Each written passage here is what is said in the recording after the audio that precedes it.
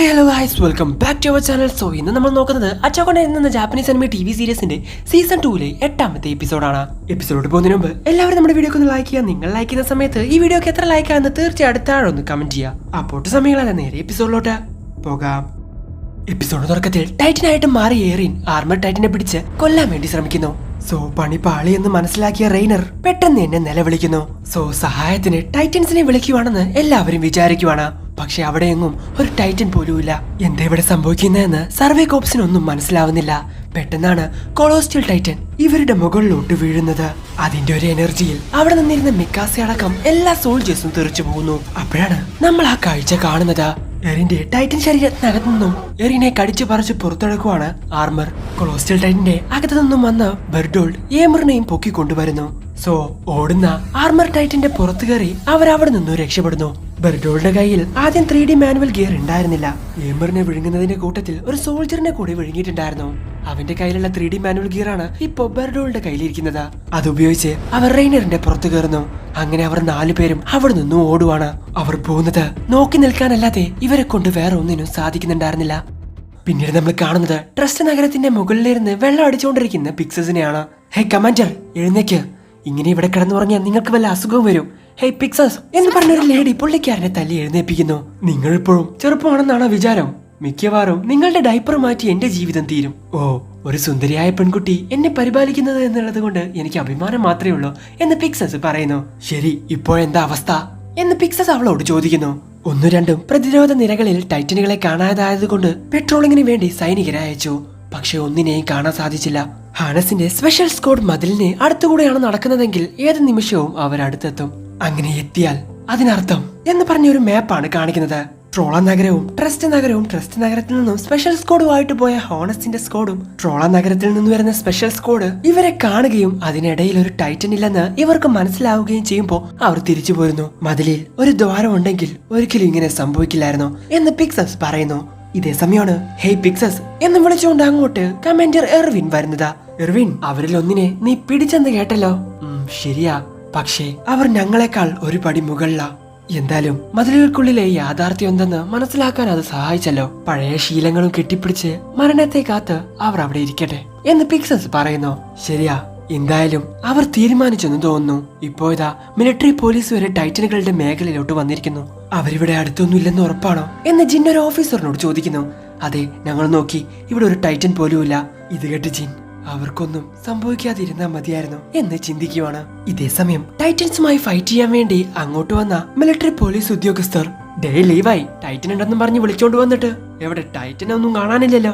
ഓ, ടൈറ്റൻസിനെ കാണാത്തത് കൊണ്ട് നിങ്ങൾ നിരാശരാണെന്ന് തോന്നുന്നു. കുഴപ്പമില്ല, വഴി ഉണ്ടാക്കാം. മതിലിന് പുറത്തോട്ട് ഇനിയും ഞങ്ങൾ പോകും. കൂടെ നിങ്ങളും പോര്. ടൈറ്റൻസിനെ നമുക്ക് ഒരുമിച്ച് നേരിടാം.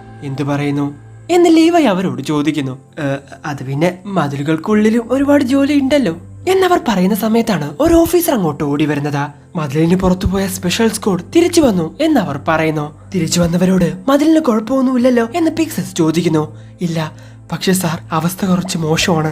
ഞങ്ങൾ തിരിച്ചു വരുന്ന വഴിക്ക് കമാൻഡർ ഹാൻജിയെയും അവരുടെ കൂടെയുള്ള സർവേ കോപ്സിനെയും കണ്ടിരുന്നു.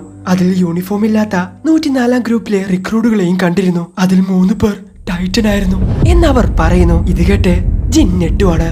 ഇനിയും 3 പേരോ? എന്താ ഇവിടെ നടക്കുന്നേ? ആരൊക്കെ അവർ എന്ന് സെഷയോട് ജിൻ ചോദിക്കുന്നു.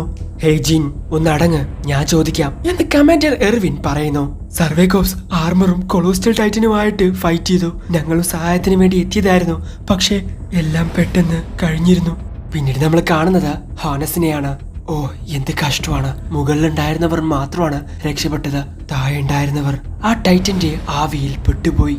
മിക്കാസക്ക് ഇപ്പൊ എങ്ങനെയുണ്ട് എന്ന് ഹോനസ് ചോദിക്കുന്നു. കാര്യമായിട്ട് മുറിവുകളൊന്നും കാണാനില്ല, ബോധം പോയതായിരിക്കും എന്ന് ആർമിനും പറയുന്നു. ഭാഗ്യം. ശരി, ഞാൻ എന്തെങ്കിലും കഴിക്കാനുണ്ടോ എന്ന് പോയി നോക്കിയിട്ട് വരാം എന്ന് പറഞ്ഞ ഹാനസ് അവിടെ നിന്നും പോകുന്നു. ഇതേ സമയമാണ് ഒരു കാര്യം വെളിപ്പെടുത്തുന്നത്.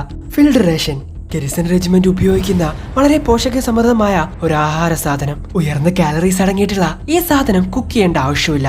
ബിസ്ക്കറ്റ് പോലെ അങ്ങ് കഴിച്ചാൽ മതി. ദൗത്യ സമയത്ത് സൈനികർ ഇത് കഴിച്ചാൽ അവർക്ക് നല്ല രീതിയിലുള്ള ഊർജം കിട്ടാൻ ഇത് സഹായിക്കും. പിന്നീട് നമ്മൾ കാണുന്നത് പാസ്റ്റിലെ ഒരു സീനാണ്. ആർമിന്റെ കയ്യിലുണ്ടായിരുന്ന ബ്രെഡ് 3 കുട്ടികൾ മോഷ്ടിച്ചു. സോ അത് ചോദിക്കാൻ വേണ്ടി എറിൻ ഇപ്പോ പോയിരിക്കുവാണ്. അതറിഞ്ഞ് മിക്കാസ അവന്റെ അടുത്തോട്ട് ഓടി ചെല്ലുന്നു. മര്യാദക്ക് ആ ബ്രെഡ് തിരിച്ചാടാ എന്ന് എറിൻ അവരോട് ചോദിക്കുന്നു. ഓ, അതൊക്കെ ഞാൻ എപ്പോഴേ കഴിച്ചു എന്നതിലൊരുത്തൻ പറയുന്നു. നിനക്കിനി അത് അത്യാവശ്യമാണെങ്കിൽ ഞാനത് ഛർദ്ദിച്ചു തരാം എന്നവൻ പറയുന്നു. ഇത് കേട്ട് എറിൻ ദേഷ്യത്തോടെ അവനെ പിടിച്ചടിക്കുവാണ്. അവിടെ ഉണ്ടായിരുന്ന ഒരു കടക്കാരന്റെ സാധനങ്ങളെല്ലാം അടിച്ചു പൊട്ടിക്കുന്നു. ഇത് കണ്ട് കടക്കാരൻ ടെൻഷനായിട്ട് മിലിറ്ററി പോലീസിനെ വിളിക്കുന്നു. അവർ കുട്ടികളല്ലേ, അവർ കളിക്കുവാണ് എന്ന് ഹോണസും പറയുന്നു. ഇതാണോ കളി, പിടിച്ചു മാറ്റടോ എന്ന് വിളിച്ചു പറയുവാണ് ആ കടക്കാരൻ. അതിന്റെ ആവശ്യമില്ല, ഞങ്ങളെക്കാൾ ശക്തിയുള്ള ആരെങ്കിലും ഇപ്പോ വരുമായിരിക്കും എന്ന് ഹോണസ് പറയുവാണ്. പെട്ടെന്നതാ മിക്കാസ അങ്ങോട്ട് ഓടി വരുന്നു. ഓടി വന്ന് അവനെ ഒറ്റ ചവിട്ട് അങ്ങ് കൊടുക്കുവാണ്. വീണ്ടും ആ കടക്കാരന്റെ സാധനങ്ങളൊക്കെ തല്ലി പൊട്ടിക്കുന്നു. ഇതൊക്കെ കണ്ട് മിലിറ്ററി പോലീസ് അവിടെ ഇരുന്ന് ചിരിക്കുവാണ്. എറിൻ, പെട്ടെന്ന് എന്നെ വീട്ടിലോട്ട് ചെല്ല, അല്ലെങ്കിൽ അമ്മ നിന്നെ വഴക്ക് പറയും എന്ന് മിക്കാസ എറിനോട് പറയുന്നു. ഇതേ സമയം തന്നെ ആ കുട്ടികൾ അവളെ തല്ലാൻ വേണ്ടി വരുവാണ്. മിക്കാസ അവരുടെ കൂടെ ഫൈറ്റ് ചെയ്യുന്നു. എറിൻ അതിന്റെ ഇടയിൽ കയറി തടയാൻ ശ്രമിക്കുന്നുണ്ടെങ്കിലും ആർമിൻ അവനെ പിടിച്ചു വെക്കുന്നു. ഇത് കണ്ട് മിലിറ്ററി പോലീസ് നല്ല രീതിക്ക് എൻജോയ് ചെയ്യുന്നുണ്ട്. ഇതേ സമയം അവിടെ ഉണ്ടായിരുന്ന ഓഫീസറെ ഒരു കുപ്പി എടുത്ത് എറിയുവാണ് ആ കടക്കാരൻ. ഞങ്ങളുടെയൊക്കെ നികുതി പണം കൊണ്ടാ താനൊക്കെ ജീവിക്കുന്നത്, മര്യാദയ്ക്ക് അവരെ പിടിച്ചു മാറ്റടൂ എന്ന് ആ കടക്കാരൻ പറയുന്നു. ഇത് ഇഷ്ടപ്പെടാത്ത ആ ഓഫീസർ അവരെ അടിക്കാൻ വേണ്ടി വരുന്നു. ഹാണസ് അത് തടയുന്നുണ്ടെങ്കിലും ഹാണസിന്റെ മോന്തക്കിട്ടൊന്ന് കൊടുക്കുവാണ് ആ കടക്കാരൻ. അങ്ങനെ ഹാണസും ആ കടക്കാരനും തമ്മി അടിയാവുന്നു. ഇവിടെ മിക്കാസാണെങ്കിൽ എല്ലാത്തിനെയും തൂത്ത് തുടച്ചെടുക്കുന്നുണ്ട്. പെട്ടെന്നാണ് വിസിലും വിളിച്ചുകൊണ്ട് അങ്ങോട്ടൊരു ഓഫീസർ വരുന്നത്. നിങ്ങൾ എന്തീ കാണിക്കുന്നേ എന്ന് അയാൾ ചോദിക്കുന്നു. പോലീസ് വരുന്നത് കണ്ട് കുട്ടികളൊക്കെ അവിടെ നിന്ന് ഓടുവാണ്. എന്ന എറിനാണെങ്കിൽ അതൊന്നും കാര്യമാക്കാതെ അവരുടെ പുറകെ തന്നെ ഓടുന്നു. ഇത് കണ്ട് മിക്കാസ എറിനെ വിളിക്കുന്നു. പെട്ടെന്ന് ബോധം കെട്ടടക്കുന്ന മിക്കാസ കണ്ണു തുറക്കുന്നു. നോക്കുന്ന സമയത്ത് അവൾ കാണുന്നത് ഹാൻജി അടക്കമുള്ള എല്ലാ ഓഫീസേഴ്സും അവിടെ ബോധം കെട്ട് കിടക്കുന്നതാണ്. എറിൻ എവിടെ എന്ന് മിക്കാസ ആർമിനോട് ചോദിക്കുന്നു. മതിലിന് താഴോട്ട് നോക്കി അവൾ കാണുന്നത് ടൈറ്റനുകൾ അവളെ നോക്കി മലന്ന് നടക്കുന്നതാണ്. എറിനെ അവർ കൊണ്ടുപോയിട്ട് 5 മണിക്കൂർ കഴിഞ്ഞെന്നും ഞങ്ങളെ കൊണ്ട് നോക്കി നിൽക്കാൻ മാത്രമേ പറ്റിയുള്ളൂ എന്നും ആർമിൻ അവളോട് പറയുന്നു. ഇത് കേട്ട് മിക്കാസ ഒരു നിമിഷം ഷോക്കായിട്ട് നിൽക്കുന്നു. അവരുടെ പുറകെ ആരെങ്കിലും പോയോ എന്ന് മിക്കാസ ചോദിക്കുന്നു. ഇല്ല. എന്തുകൊണ്ട്? കാരണം കുതിരകളൊക്കെ മതിലിന്റെ ഇപ്പുറത്തെ സൈഡിലാണ്. അവരുടെ പുറകെ പോകണമെങ്കിൽ കുതിരകളെ അപ്പുറത്തെ സൈഡിലോട്ട് ആക്കേണ്ടതുണ്ട്. അതിനുവേണ്ടിയുള്ള ലിഫ്റ്റുകൾക്ക് വേണ്ടി കാത്തിരിക്കുകയാണ് ഞങ്ങൾ. നമുക്കിപ്പോ ഒന്നും ചെയ്യാൻ പറ്റില്ല എന്ന് ആർമിൻ അവളോട് പറയുന്നു.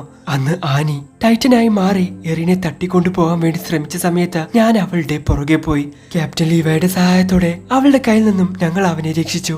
പക്ഷേ ഇത് ഇപ്പോ തന്നെ 5 മണിക്കൂർ കഴിഞ്ഞിരിക്കുന്നു എന്ന് വിഷമത്തോടെ മിക്കാസ പറയുന്നു. ഇതേ സമയം അവർക്ക് കഴിക്കാനുള്ള ഫുഡും കൊണ്ട് ഹാണസ് അങ്ങോട്ട് വരുന്നു. കുട്ടികളായിരുന്നപ്പോ തൊട്ട് അവനുണ്ടാക്കി വെക്കുന്ന എല്ലാ പ്രശ്നങ്ങൾക്കും നിങ്ങൾ ഉണ്ടായിരുന്നു അവന്റെ കൂടെ. അതൊരു ന്യായമായിട്ടുള്ള കാര്യമാണെന്ന് എനിക്ക് തോന്നിയിട്ടില്ല. സമയവും സ്ഥലവും മാറിയിട്ടുണ്ട്, പക്ഷേ നിങ്ങൾ അന്ന് ചെയ്തത് തന്നെയാണ് ഇപ്പോഴും ചെയ്യുന്നത്. എന്താ ഞാൻ പറഞ്ഞത് ശരിയല്ലേ എന്ന് ഹോണസ് ചോദിക്കുന്നു. പണ്ട് അടിയുണ്ടാക്കിയവരെക്കാൾ കുറച്ചുകൂടി വലിപ്പം കൂടുതൽ ടൈറ്റൻസിനുണ്ട് എന്ന് ആർമിനും പറയുന്നു. ശരിയാ, ആ മണ്ടന് മര്യാദക്ക് തല്ലുണ്ടാക്കാൻ പോലും അറിയില്ല. അല്ലെങ്കിലും മുന്നും പിന്നും നോക്കാതെ ഓരോന്നിലോട്ട് എടുത്തു ചാടും.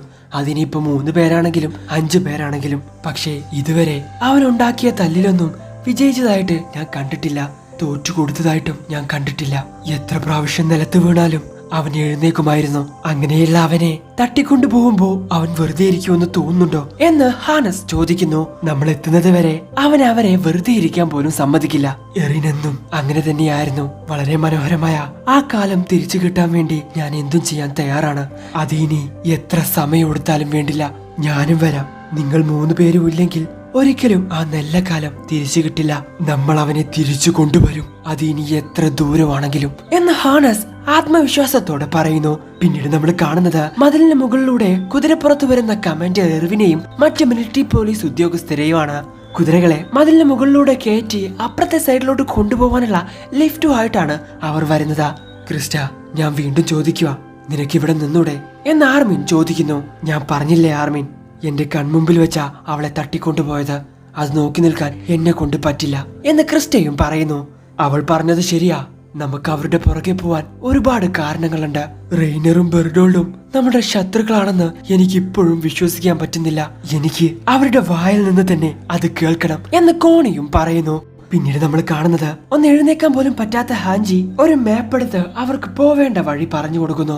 ഇവിടെ അടുത്തെവിടെയോ അധികം വലിപ്പമില്ലാത്ത വലിയ മരങ്ങളുള്ള ഒരു കാടുണ്ട്. തീർച്ചയായിട്ടും അവരങ്ങോട്ട് തന്നെയായിരിക്കും പോയിരിക്കുന്നത്.